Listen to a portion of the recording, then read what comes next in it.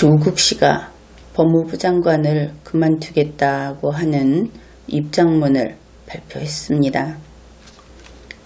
그 일시가 2019년 10월 14일 오후 1시 30분경 갑자기 이런 뉴스가 나왔습니다.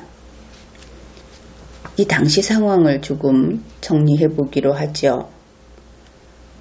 이날 오전에, 그러니까 오전 11시 조국 씨는 검찰 개혁안을 발표했습니다. 이때까지 민주당 측에서 조국 씨가 사임할 것이다 하는 발표도 나온 적이 없고 그런 기색도 없었습니다. 언론도 마찬가지였죠. 그리고 사임을 발표한 것은 같은 날 오후 1시 30분입니다. 그러면 이것이 어떻게 된 일인가? 우리는 밖에 보이는 것만 가지고 판단을 할 수밖에 없습니다. 바로 이때 조국 씨의 아내 정경심 씨가 조사를 받고 있었다고 하죠. 정경심 씨조차 언론 보도로 그만두겠다는 입장문이 나왔다 하는 그 보도를 알고 나서 그리고 조사를 좀 중지해달라 이렇게 요구를 했다는 겁니다. 그래서 중지되었다. 그렇다면 정경심 씨도 결국 1시 30분까지 몰랐다 이렇게 보아야 하겠죠. 그러면은 청와대 측의 움직임은 어떠한가? 10월 14일 오후 1시 30분 조국 씨가 사임을 발표하던 그때 청와대의 강기정 수석이 국회에 가서 더불어민주당 측에 이런 이야기를 했다 하는 속보가 뒤늦게 떴습니다. 이것은 조국 씨 자신이 내린 결정이다. 그런 이야기를 국회에 알렸다 하는 것이죠. 여기에서 우리는 강기정 씨가 뭐라고 했던 상관없이 그러면은 지금까지 다른 사람들, 각 방면의 사람들은 몰랐다. 그러나 청와대는 알고 있었다. 왜냐하면 해명을 하러 갔으니까. 여기까지는 객관적인 사실로 우리가 정리를 해볼 수 있는 겁니다. 그 다음에 조국 씨의 입장문을 살펴보면 원망과 아쉬움이 곳곳에 배어 있습니다. 이제 우리가 그 내용을 분석을 할 것인데 전체적으로 한번 훑어본 그 소감이 이렇다 하는 겁니다. 게다가 우리가 이 문서 작성을 할 때 복사해서 붙이기 할 때 컨트롤 V를 하죠. 이렇게 붙인 어구가 많이 보이더라. 이런 것까지 찾아낼 수가 있었습니다. 따라서 이번에 이 조국 씨의 입장문은 감정 정리가 덜 된 상태에서 쓴 글이다. 이렇게 평가할 수 있고 또한 제대로 퇴고가 되지 않은 글이다. 이렇게 평가할 수가 있는 겁니다. 혹시 퇴고를 충분히 했음에도 불구하고 이렇게 완성도가 떨어지고 그리고 중간이 툭툭 끊기는 글을 쓴 것이다 하면은 조국 씨가 글을 잘 쓰는 사람이 아니어서 그럴 수는 있습니다. 그래서 여기까지 우리가 살펴본 바에 따르면 조국 씨는 10월 14일 2차 검찰 개혁안을 발표한 이후 그래서 대략 한 20-30분 걸렸다고 치고 오전 11시 30분경부터 그리고 이것을 발표할 때가 오후 1시 30분이니까 한 30분 여유를 둡시다. 그러면 오후 1시까지 오전 11시 30분경부터 오후 1시까지 사이에 이 입장문을 발표해야 한다는 것을 알았을 가능성이 있고 또 바로 그때 입장문을 작성했을 가능성이 있다. 혹은 최종 정리를 했을 가능성이 있다. 이렇게 우리가 추론을 해볼 수 있습니다. 이제 입장문을 분석해 보기로 하겠습니다. 먼저 조국 씨의 글을 소개합니다. 국민 여러분, 저는 오늘 법무부 장관직을 내려놓습니다. 검찰개혁은 학자와 지식인으로서 제 필생의 사명이었고 오랫동안 고민하고 추구해왔던 목표였습니다. 견제와 균형의 원리에 기초한 수사구조 개혁, 인권을 존중하는 절제된 검찰권 행사 등은 오랜 소신이었습니다. 그래서 여기에서 알 수 있는 것이 그만두는구나. 조국 씨가 일생을 걸고 했다 하는 일을 이제 그만두는구나. 이것을 알 수 있습니다. 물론 여기에서 우리 국민들은 왜 그만두는가? 이것이 궁금하겠죠. 물론 그만둬라 하고 소리를 질렀던 것과는 관계없이 본인의 입장문을 볼 때는 당연히 본인의 뜻이 궁금한 겁니다.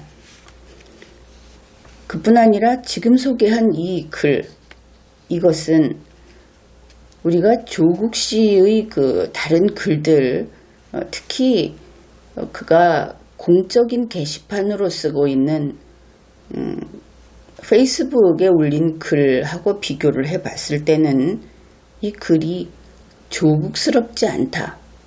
이런 느낌을 받습니다. 오히려 청와대라든지 청와대에서 문재인 씨의 그 공무상 작성한 글, 이런 문투가 살아있다. 그런 것을 알 수 있습니다. 그 다음 조국 씨의 글을 소개하겠습니다.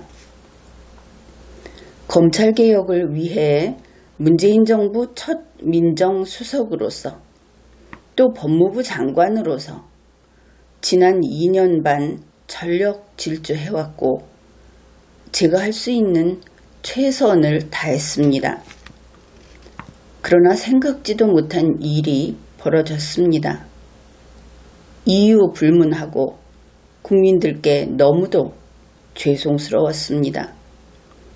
특히 상처받은 젊은이들에게 정말 미안합니다.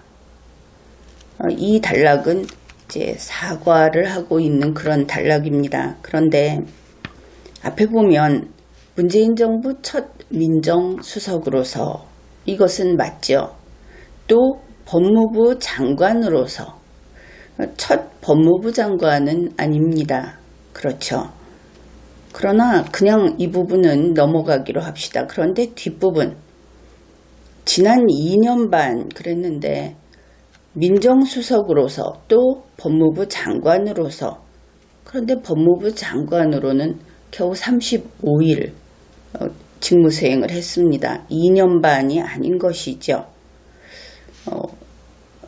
이것이 그 구어체다 이렇게 볼 수 있을지 모르는데 앞부분에 첫 번째 단락에서 그렇게 꽉 채워서 글을 썼던 사람이 두 번째 단락에서 이렇게 횡설수설하는구나. 글이 정신이 없네 하는 그런 느낌의 글이다. 이것을 지적해 둡니다. 그 다음에 이 단락에서 두 번째 문장에 생각지도 못한 일이 벌어졌습니다. 이 부분에서 아마도 분개하는 국민도 있을 것이고 또 이것은 조국 씨 자신에게 크게 마이너스가 될 것이다. 그렇게 봅니다. 이렇게 말을 한다면 바로 뒤에 이어진 조금 전에 소개한 그 사과, 이것은 진심 어린 사과가 될 수는 없겠죠. 흔히 말하듯이 지나가는 사람 1, 지나가는 사람 2의 사과다. 다시 말해서 당사자가 아닌 자로서 사과를 한다든지 립서비스다. 이런 평가를 받을 것이다 하는 겁니다. 조국 씨의 주장은 이렇죠. 자기는 가족 때문에 피해를 당한 사람이다. 자기는 전혀 모든 혐의와 무관한 사람이다. 결백하다. 이런 주장을 한 것을 알 수 있습니다. 결국 이달락에 대해서는 사과는 해야 하는데 마음이 없었거나 내키지 않는 사과를 억지로 했거나 그런 것으로 이해를 해야 하겠죠. 다음 단락입니다. 가족 수사로 인하여 국민들께 참으로 송구하였지만 장관으로서 단 며칠을 일하더라도 검찰 개혁을 위해 마지막 저희 소임은 다 하고 사라지겠다는 각오로 하루하루를 감당했습니다. 그러나 이제 제 역할은 여기까지라 생각합니다. 이것을 보면은 참으로 검찰 개혁이라고 하는 그 임무 수행, 거기에 대한 조국 씨의 각오가 대단했다. 본인의 말을 들으면 그렇다. 이렇게 보이죠. 여기에서 또다시 우리는 질문을 해야 하겠습니다.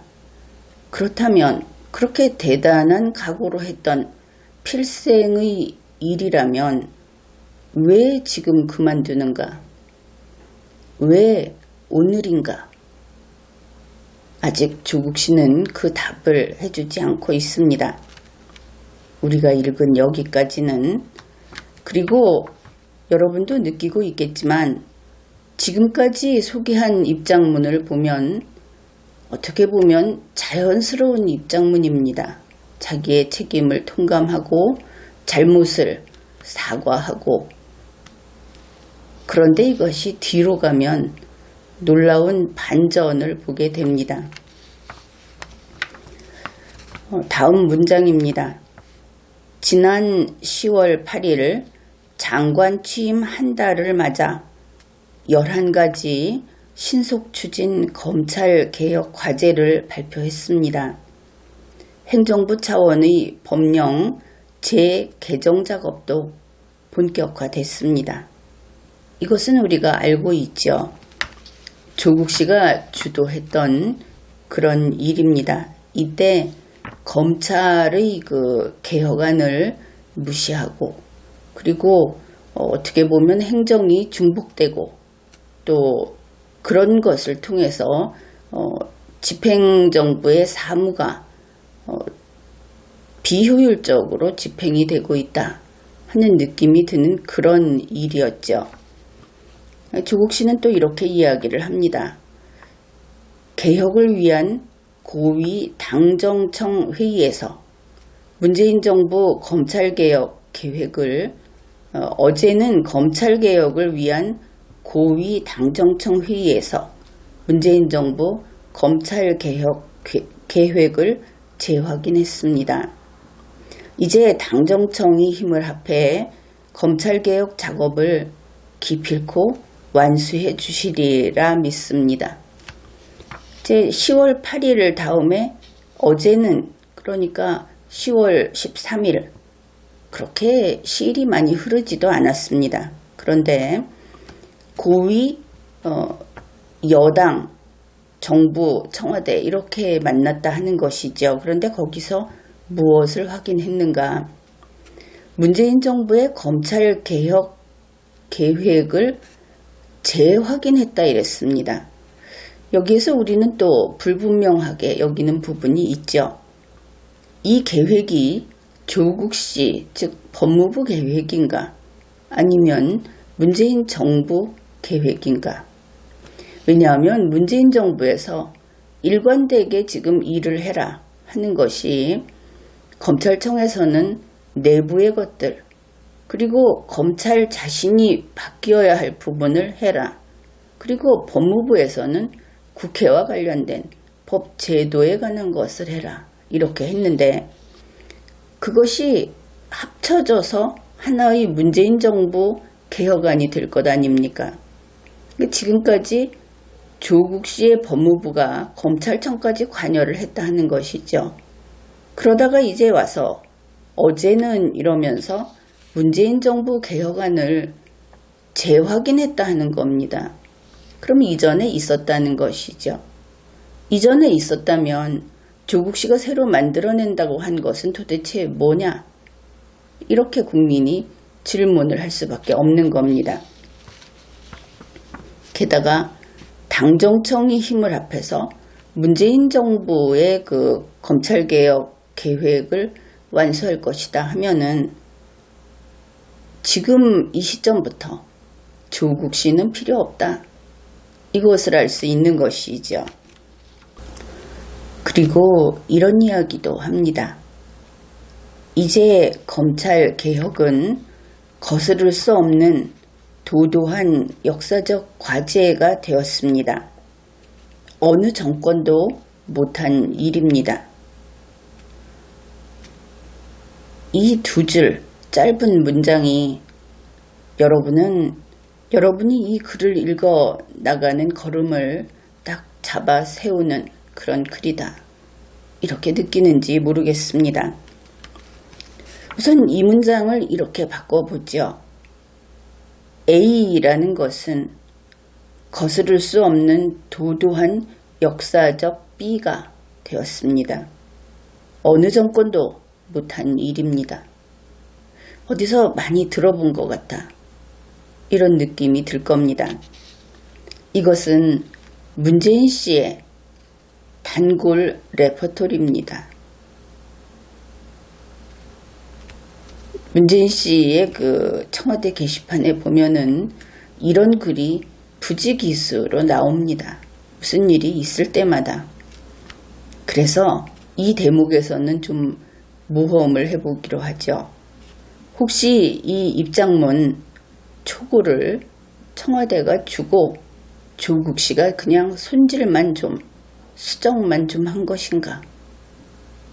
이렇게 의심을 해봐도 좋을 정도로 그렇게 이질적인 문장이다. 그렇게 볼 수 있습니다.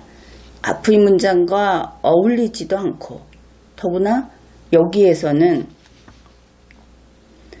거스를 수 없는 도도한 역사적 과제가 되었다. 그래서 아예 문맥이 통하지를 않습니다. 깨워 맞추는데 그 가로를 채워 넣을 때 엉뚱한 것을 채웠다. 이렇게 보이는 것이죠. 그 이야기를 좀 해봅시다. 검찰개혁이라는 과제는 2년 전에도 있었습니다. 문재인 씨가 보궐대통령 후보자였던 때에도 역시 있었습니다. 더 뒤로 가보면 노무현 전 대통령 때 이미 있었습니다. 지금 이들은 그때 완성하지 못했다. 시작은 했지만 완성하지 못했다. 이런 주장을 하고 있지 않습니까? 그런데 이번에 처음으로 어느 정권도 못한 일이 이번에 처음으로 이 검찰개혁이라는 것을 역사적 과제로 만들었다. 이런 이야기를 한 겁니다. 그러면 고작 과제 하나 선정해 놓고 우리 저것을 달성합시다. 우리 저 문제를 풀어봅시다. 겨우 이런 거 하나 해놓고 그것이 무슨 거스를 수 없는 역사적인 것이고 그것이 무슨 도도한 역사적인 것이고 이렇게 되겠습니까? 말이 되지를 않죠. 어째서 이것이 문정권이 유일하게 그 누구도 아닌 이제 2년 반이라고 하는 그동안에 대한민국 헌정사에서 처음으로 달성한 업적이라고 하는가? 그 업적이라는 것이 고작 과제 하나 선정한 것인가? 그렇죠. 이 부분은 그리 정신이 없습니다. 그렇게 보면 될 것입니다. 조국 씨의 다음 말입니다. 국민 여러분, 더는 제 가족 일로 대통령님과 정부에 부담을 들여서는 안 된다고 판단을 했습니다. 제가 자리에서 내려와야 검찰개혁의 성공적 완수가 가능한 시간이 왔다고 생각합니다. 이 단락은 또 그들 내부에 어떤 길고 긴 사연이 있는지 모르겠지만 우리 국민으로서는 또 한 그림에도 불구하고 이해할 수 없는 그런 글이다. 이렇게 보아야 하겠습니다. 조국 씨는 자기 가족 일로 더 이상 대통령과 정부에 부담을 줘서는 안 되겠다고 판단을 했다. 여기에서 알 수 있는 것이 조국 씨는 문재인 대통령과 정부에 그렇게나 부담이 되는 존재였구나. 그것을 알 수 있죠. 지금까지 조국 씨를 지지하던 그 많은 군중과 그리고 더불어민주당과 언론과 또는 좀 더 넓게 정치권에서 조국이 보배다. 문재인 씨의 오른팔이다 했던 것은 아니었구나. 이렇게 생각을 하게 되지 않습니까? 그렇게나 부담이 되는 존재였구나. 게다가 이것은 몇 걸음 더 나갑니다. 조국이 내려가야 조국 씨가 없어져야 그래야 검찰개혁이 된다고 합니다.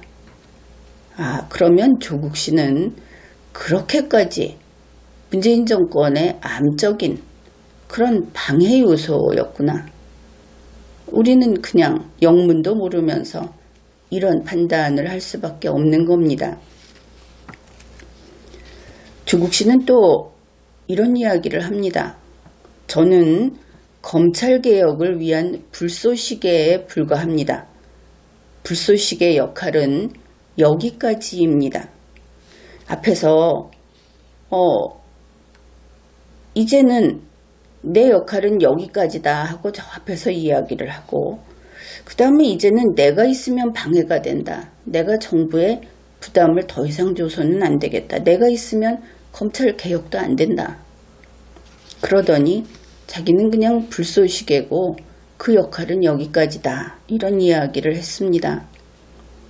신문에서는 이 대목을 제목으로 뽑고 그랬죠. 불쏘시개라고 하는 것은 우리가 불을 뗄 때 불을 뗀다 하는 것은 물리적으로 이 연소를 통해서 열을 얻는 것이죠. 불을 뗄 때 태워서 열을 내는 것은 보통 장작이 될 겁니다. 그러면 이 불쏘시개가 뭐냐? 불쏘시개는 장작에 불을 붙일 때 불이 쉽게 옮겨 붙게 하기 위해서 그래서 아주 쉽게 타는 것, 잘 타는 것을 먼저 태웁니다. 예를 들면 마른 가랑잎, 마른 솔잎, 요즘 같으면 종이 이렇게 이야기를 할 텐데 우리는 좀 더 과거 이야기를 하죠. 종이도 귀했던. 그래서 마른 잎사귀 이런 것이 될 겁니다. 사람들이 이렇게 기온이 떨어지고 겨울이 다가오면 겨울 날 준비를 합니다. 장작을 패서 집 담장에 가득 쌓아놓은 것을 우리가 전에 그 지방에 버스를 타고 지나가면 구경할 수가 있었는데 이렇게 미리 그 연료를 땔감을 이렇게 비축을 해놓고 그 지방에 있던 그 아버지들은 아주 든든하게 믿음직하게 여기는 것이죠. 그래서 장작은 이렇게 비축을 합니다. 미리 준비를 하고 또 많이 있으면 좋아하고 그렇지만 불쏘시개는 그렇게 비축하지 않죠. 만약에 불쏘시개가 필요하다 그러면은 되는 대로 주위에서 그냥 아무거나 찾아서 대체할 수 있는 것, 그것이 불쏘시개입니다. 이렇게 보면은 조국 씨가 했던 이야기, 앞에서 한 이야기와 여기서 하는 이야기가 서로 모순된다. 일관성이 없다. 그것을 발견하게 됩니다. 검찰 개혁이라고 하는 것은 조국 씨라고 하는 청와대 브리핑을 찾아보면 한국 최고의 법학자 이렇게 소개를 한 그 사람의 필생의 사명이었다. 바로 이 같은 글에서 그렇게 말을 했죠.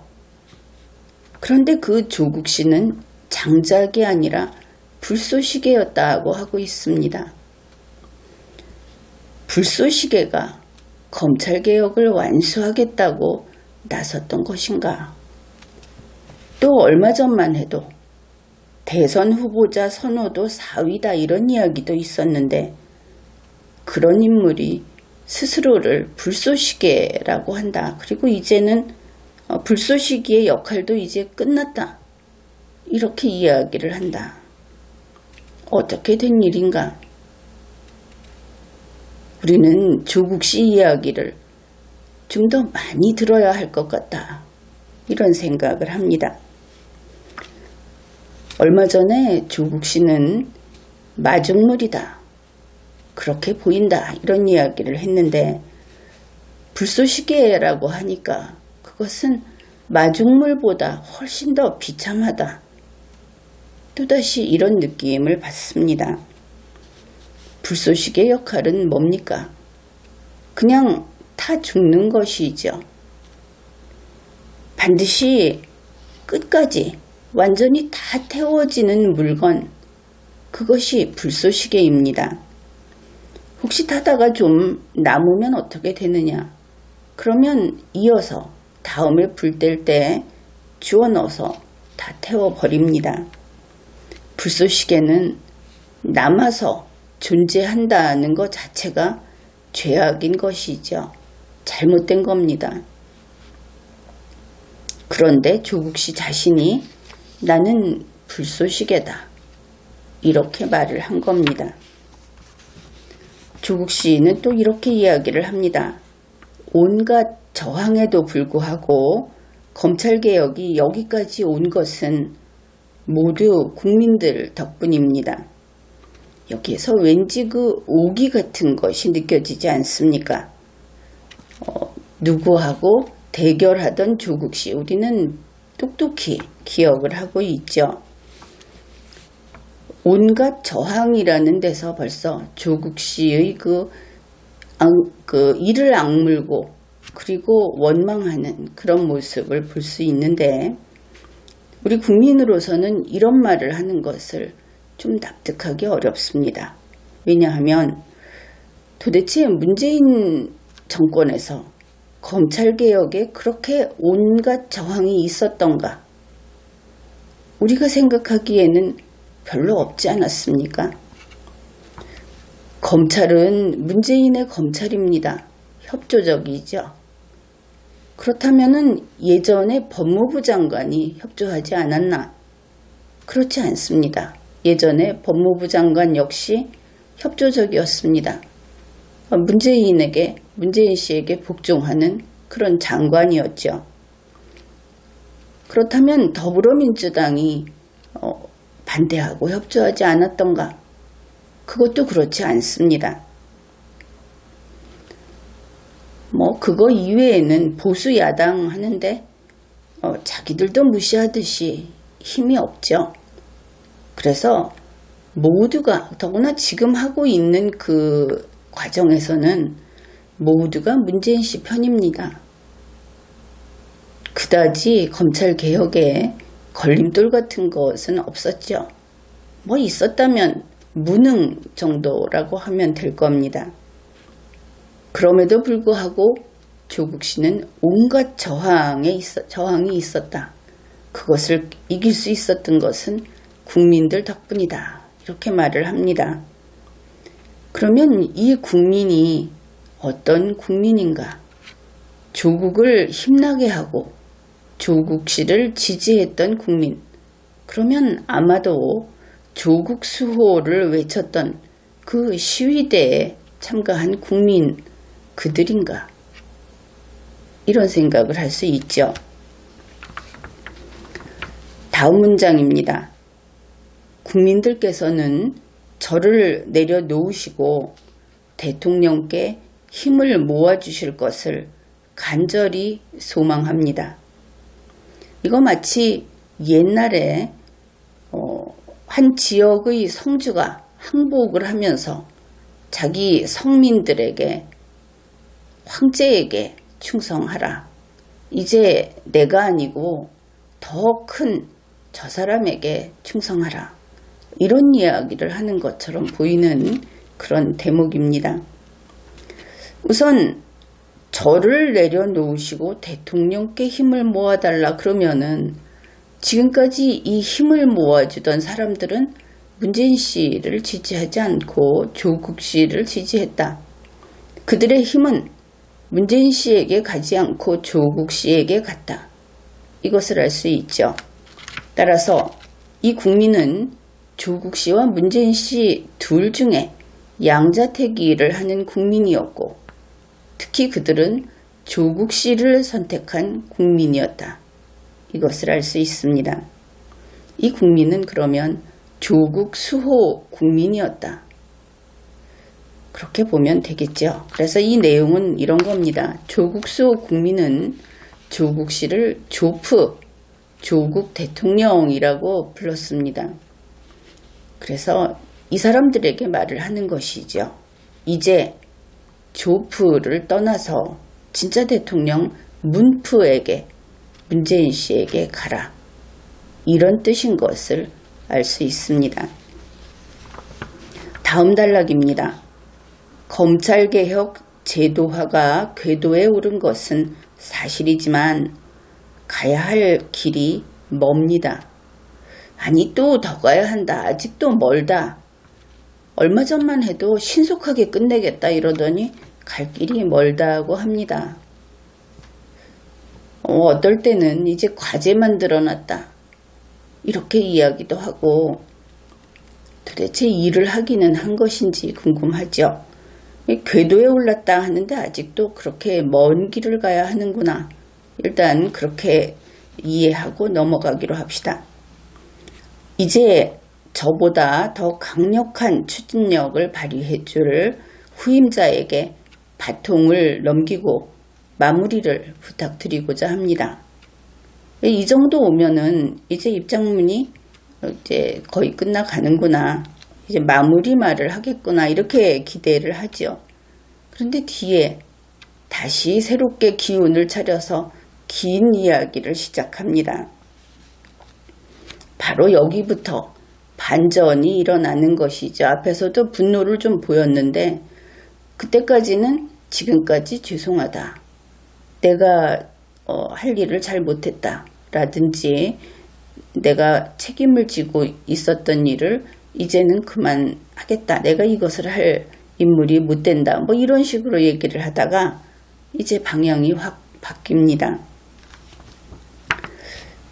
이제 모든 것을 내려놓고 인생에서 가장 힘들고 고통스러운 시간을 보내고 있는 가족들 곁에 있으면서 위로하고 챙기고자 합니다. 이제 여기에서 국민들은 다시 지금까지 좀 안 됐다, 측은하다 하던 마음이 싹 가시는 것이죠. 저렇게 뻔뻔스러울 수가, 이런 이야기들이 나올 것 같습니다. 조국 씨와 조국 씨 가족이 피해자다, 지금 이런 이야기를 하고 있기 때문입니다. 그것도 가장 힘들고 이렇게 말을 했죠. 저보다 더 다치고 상처 입는 가족들 곁에 있으면서 위로하고 챙기고자 합니다. 가는 마당에 안 된 얘기기는 하지만 우리나라의 그 청년들, 또 출세나 성공이라고 합시다. 그곳으로 가는 그 티켓을 날치기 당했다 하고 분노하는 그런 국민들 앞에서 이렇게 이야기를 하는 겁니다. 그거 훔치느라고 힘든 내 가족들을 위로하고 챙기겠다. 국민은 이렇게 듣겠죠. 그러면서 자기보다 더 다치고 상처 입은 이런 이야기를 했는데, 여기에서 그 핵심어를 뽑아보면 이렇게 됩니다. 아, 조국 씨도 다쳤구나. 조국 씨도 아프구나. 조국 씨의 가족들은 더 많이 다쳤구나. 더 아프구나. 그래서 이 단락에서 우리가 읽어낼 수 있는 것은 이렇습니다. 원망과 피해의식이 가득 차 있다. 이것은 여러분이 보기에도 분명하죠. 그리고 이것은 사과하거나 책임지는 심리는 아닌 겁니다. 그런 심리의 인간은 이렇게 글을 쓰지 않죠. 그래서 이 부분에서 다시 확인할 수 있는 것이 조국 씨는 자신의 감정이 전혀 정리되지 않았음에도 불구하고 이렇게 어정쩡하게 사과를 하는 등 마는 등 또 뒤에 가서는 그것을 번복하는 것 같기도 하고 또 자기가 억울하다 하고 또 되려 고함을 치는 것 같은 이런 사임 입장문을 냈구나. 일단은 감정이 정리되지 않았구나.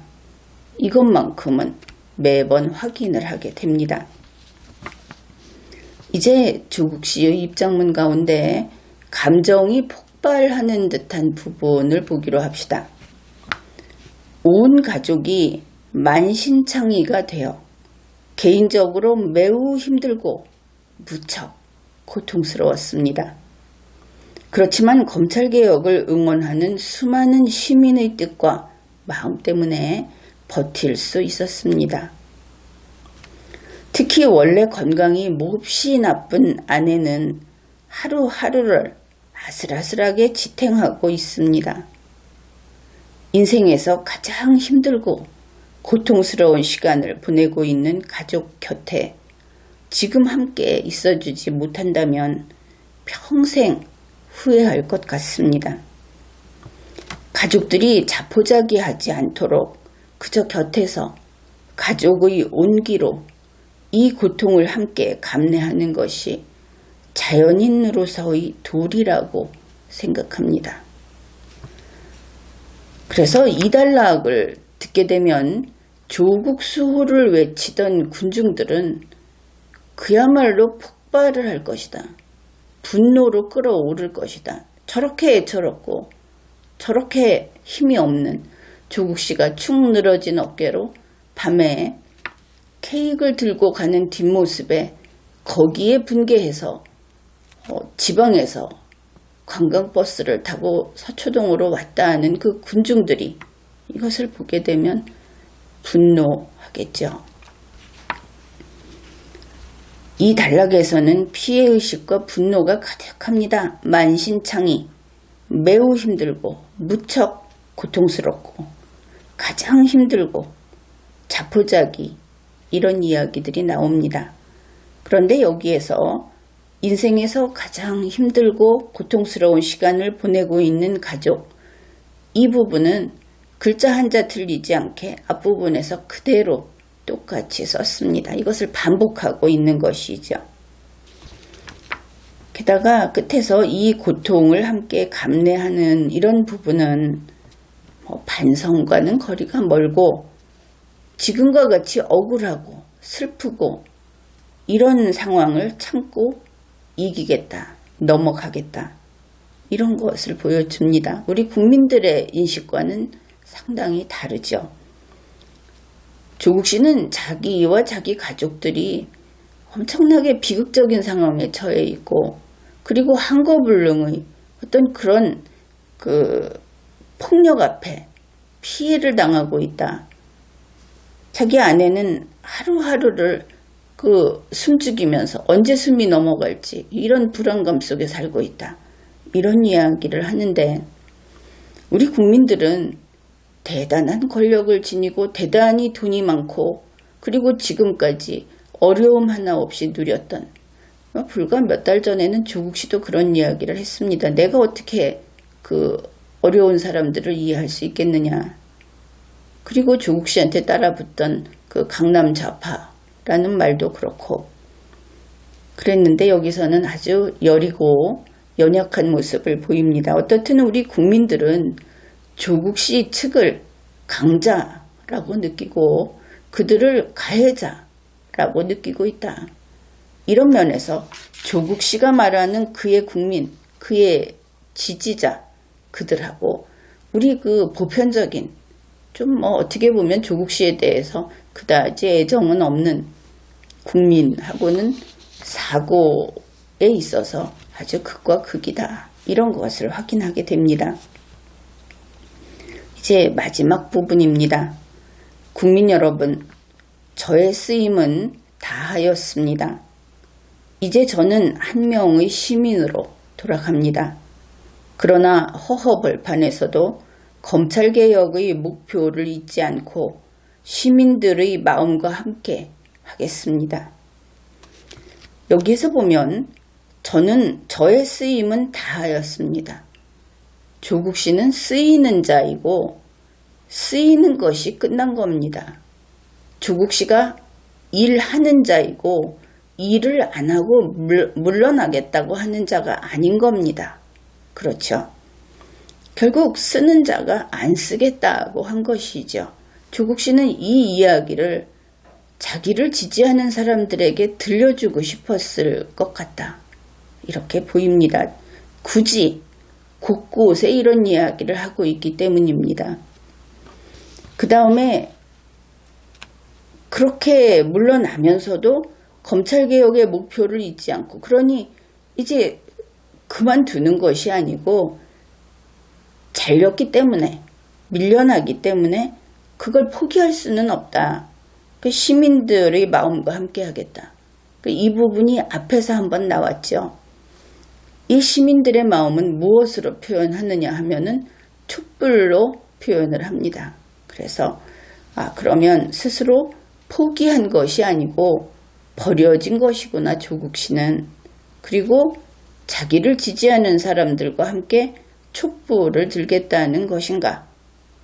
이것은 또 본인이 어떻게 한 이야기다 하고 해명을 하면 또 내용은 달라질 수도 있겠지만 문맥상 이렇게 볼 수 있다. 그렇습니다.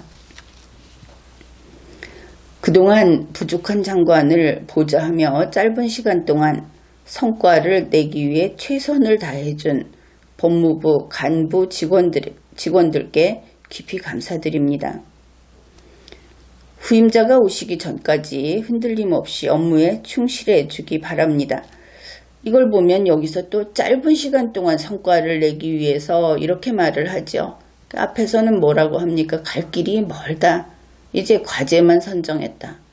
그러니까 본인도 자기가 무슨 이야기를 하고 있는지, 그리고 조리 있게 하겠다고 하는 것이 지금 전혀 반영이 되지 않고 있다. 그것을 알 수 있습니다. 마지막으로 국민 여러분께서 저를 딛고 검찰개혁의 성공을 위하여 지혜와 힘을 모아주실 것을 간곡히 부탁드립니다.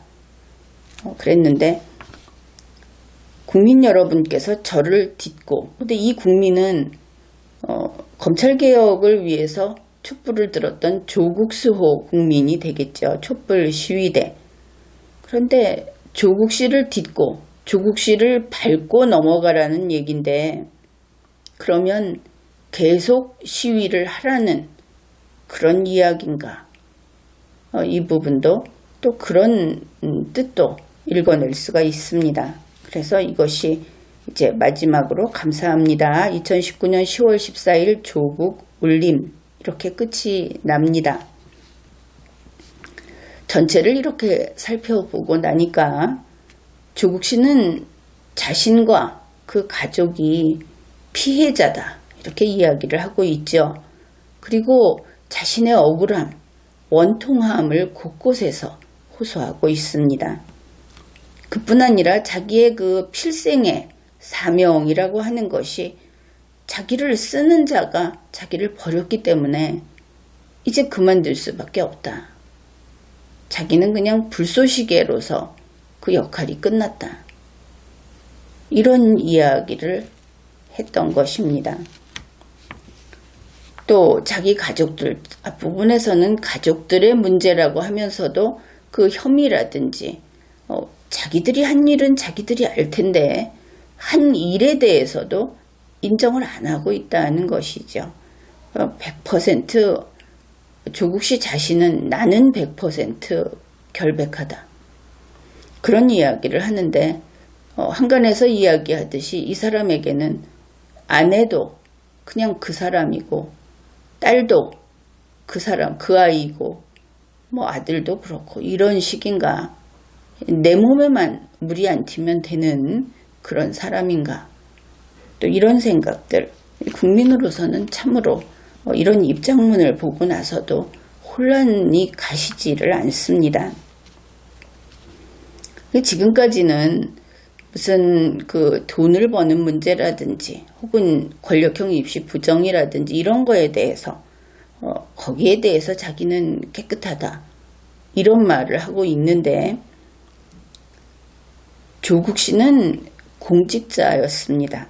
그러면서 그가 공직에 있으면서 문재인 정권을 실패하게 만든 자신의 무능과 자신의 정책 실패, 잘못된 판단, 이런 것으로 문재인 정권을 실패하게 만든 장본인인 것은 분명하죠.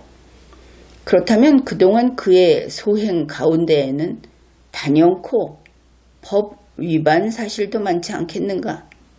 이것은 당연히 추론할 수 있는 그런 것입니다. 그런데도 자기 자신이 마치 청백리연하는 이런 모습에서 과연 저 사람의 그 모럴 수준은 얼마나 낮은 곳에 있는가, 이런 의문을 품게 됩니다.